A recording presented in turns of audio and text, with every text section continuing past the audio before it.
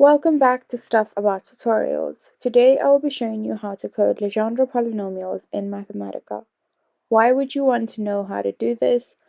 Well, maybe you'd have some unknown function that you would like to approximate using Legendre polynomials, so you'd like to know how to actually code them in Mathematica. So I'll be showing you how to code Legendre polynomials in Mathematica today. Check out the video description as I will try and leave written instructions there. So let's get started. I'm going to zoom into the code a bit so it's easier to see. Now, just keep in mind that we have two Legendre equations. So we have the associated Legendre equation and just the Legendre equation. So for just the basic Legendre equation, you're going to use the function Legendre P, that's like this. And then you're going to type in a pair of square brackets, and inside the square brackets, the first entry is going to be n, which is the degree of the Legendre polynomial.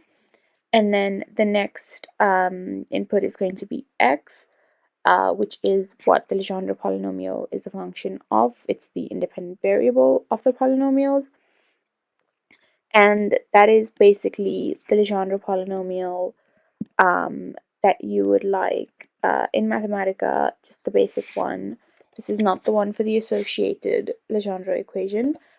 And then n is obviously any integer, it's the degree of the polynomial, and you can just let that be what you would like.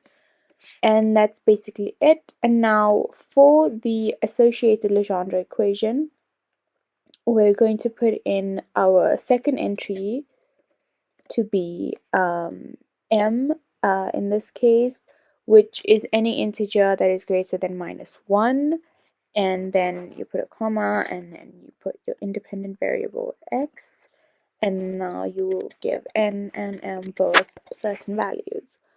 And that's basically it. If you wanted to know how to code Legendre polynomials in Mathematica, this is the easiest way I know how, and if you know of another way, then leave a comment below and make sure to subscribe for more videos.